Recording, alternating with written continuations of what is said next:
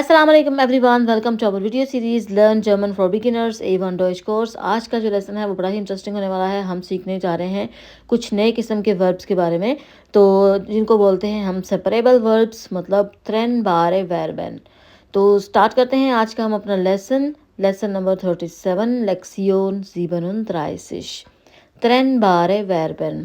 सबसे पहले त्रेन बारे मैं बता दूं कि त्रेनन से निकला है ये, और त्रेनन का मतलब होता है सेपरेट करना, अलग अलग करना, और इसका एडजेक्टिव होता है त्रेन बार।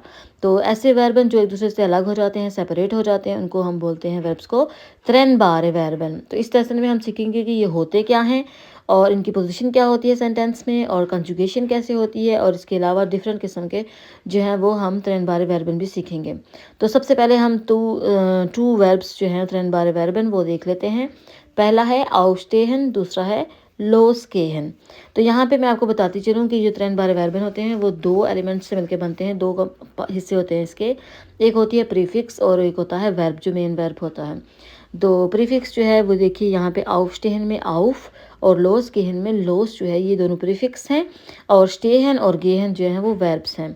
नॉर्मली वर्ब जो है उसका मतलब कुछ और होता है, लेकिन जैसे ही इसके साथ प्रीफिक्स लग जाती है तो इसका मतलब टोटली चेंज हो जाता है। जैसे स्टेहन है तो इसका मतलब होता है स्टैंड, लेकिन जब aufstehen हो जाता है तो इसका मतलब हो जाता है टू गेट अप। और इसी तरह गेहन का मतलब होता है गो सिंपली, और जब losgehen होता है तो इसका मतलब हो जाता है टू सेट ऑफ, मतलब किसी मंजिल की तरफ जाना, किसी रिश्तों की तरफ जाना, किसी खास डायरेक्शन की तरफ जाना। तो अभी हम beispiel देख लेते हैं, जेड से बना लेते हैं। Ich stehe um 6 Uhr auf, Peter geht um 9 Uhr los। तो यहाँ पे स्टे है और गेट जो दोनों हैं, ये दोनों मेन वर्ब्स हैं और सेकंड पोजीशन में आएंगे, और ये कंजुगेट करते हैं according to the subject. Subject कौन सा है? इश उंट पेटर। और जो प्रीफिक्स है वो हमेशा हमेशा वो है एंड पे आएगी, ये याद रखिएगा, प्रीफिक्स को हमेशा एंड पे लगाना है। और जो वर्ब होता है वो सेकंड पोजीशन में आता है, और उसकी एंडिंग्स जो होती हैं वो अकॉर्डिंग टू द सब्जेक्ट हम लगाते हैं। तो इसी तरह नेक्स्ट हम देख लेते हैं कि अगर वेफ आगे हो तो फिर क्या सिचुएशन आएगी। वन स्टेज टू ऑफ, तो यहाँ पे भी देखिए वर्ब जो है वो सेकंड पोजीशन में है और प्रीफिक्स जो है वो एंड में है। और जब या नाइन फ्रागे होते हैं तो जो वर्ब होता है वो फर्स्ट पोजीशन पे आ जाता है और प्रीफिक्स लास्ट में ही रहती है। स्टेज टू उमजेक्स ऑफ, तो यहाँ पे वर्ब जो है वो फर्स्ट पोजीशन पे आ गया है। अब मोडाल वर्ब के केस में देख लेते हैं। तो वन विल्स टू aufstehen, तो यहाँ पे मोडाल वर्ब था वोलन, ये जो है वो सेकंड पोजीशन में आया है, और इसकी जो है वो कंजुगेशन हुई है अकॉर्डिंग टू द सब्जेक्ट डू जो है उसके हिसाब से। और aufstehen जो है यहाँ पे प्रीफिक्स अलग नहीं हुई, यहाँ पूरा वर्ब जो है प्रीफिक्स समेत एंड पे आ गया है, और ये इन्फिनेटिव फॉर्म में रहेगा, और ये थ्रेनन नहीं करेगा, और ये ना ही ये जो वर्ब है स्टेहन, इसको किसी के साथ हम कंजुगेट करेंगे। तो अभी नेक्स्ट हम देख लेते हैं aufstehen की conjugation according to the subject. तो सिंगुलर प्लूरल फॉर्म में देख लेते हैं। फर्स्ट ऑफ ऑल है ich stehe auf, du stehst auf। स्टे वर्ब जो है वो हमेशा सेकंड पोजीशन पे रहेगा और प्रीफिक्स जो है वो एंड में आएगी।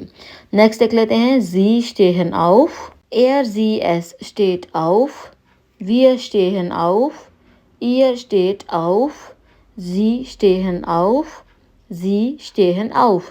पुंक्ट पुंक्ट का मतलब है, डॉट्स का मतलब है कि बीच में जो है वो सेंटेंस आएगा।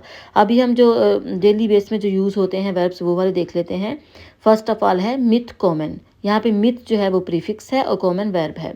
Wir gehen zur Schule, kommst du mit, देखा आपने, मिथ जो है वो एंड में आया है और kommst जो है वो आनफंग में आया है।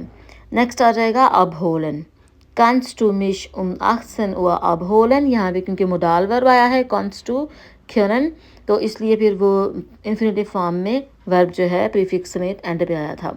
तो नेक्स्ट आ जाएगा abfahren, der Zug fährt um 7 Uhr ab, तो यहाँ पे प्रीफिक्स जो है वो एंड में आ गई है। नेक्स्ट वर्ब देख लेते हैं अनकॉमन, देयर बुस कॉम्ट um 7 Uhr an, अन जो है वो प्रीफिक्स था इसलिए वो एंड पे आ गया है, और वर्ब जो है वो हमेशा सेकंड पोजीशन पे ही रहता है। अनफंगन, अन जो है वो है प्रीफिक्स, देयर unterricht fängt um 13 Uhr an, और वर्ब जो है वो हमेशा सब्जेक्ट के लिहाज से कंजुगेट होता है। नेक्स्ट आ जाएगा einkaufen, आइन जो है वो प्रीफिक्स है। Am Wochenende kaufen wir in der Stadt ein। Next आ जाएगा Fernsehen, Peter und Maria sehen am Abend immer fern, तो यहाँ पे फैन जो है वो प्रीफिक्स थी इसलिए एंड पे आ गया है। नेक्स्ट beispiel है अनरूफन, kannst du mich heute Abend anrufen। ये इसलिए आया है क्योंकि यहाँ पे मोडाल वर्ब है, इसलिए इन्फिनेटिव फॉर्म में अनरूफन एंड पे आ गया है। तो नेक्स्ट आ गया है einladen, lädst du mich zu deiner Hochzeit ein। ein prefix है इसलिए वो एंड पे आ गया है। और लास्ट में देख लेते हैं zumachen, mir ist kalt, kannst du bitte das Fenster zumachen। तो यहाँ पे भी जो है वो इन्फिनेटिव फॉर्म में zumachen जो है वो एंड में आ गया है। तो नेक्स्ट übung देख लेते हैं और ताकि आपको और अच्छे से समझ आ जाए। bilden Sie Sätze, make sentences। First of all है ये देखिए, gern siehst für du। तो ये आपने सेंटेंस जब बनाना है तो ये बन जाएगा siehst du gern fern। तो इस तरह जो है वो आप खुद भी सेंटेंसेस सिंपली बना सकते हैं। तो दूसरा ऑप्शन इसका हो सकता है du siehst gern fern। और अभी दूसरा सेंटेंस मैं आपको देती हूँ तो जल्दी से इसको सोचिए। du mich wann anrufst, yes wann rufst du mich an। तो ये हो गया दूसरा। और आई होप आज का लेसन जो है वो आपको अच्छा लगा हो, आपने बहुत कुछ सीख लिया हो और मज़ा आया हो। तो अगर आप लोगों को मेरे लेसन अच्छे लगते हैं तो प्लीज़ लाइक करें, वीडियो को शेयर करें, चैनल सब्सक्राइब करें, दुआ में याद रखिए। और मिलते हैं एक नए लेसन के साथ, एक नई वीडियो के साथ। तब तक के लिए दांके, auf Wiedersehen, tschüss।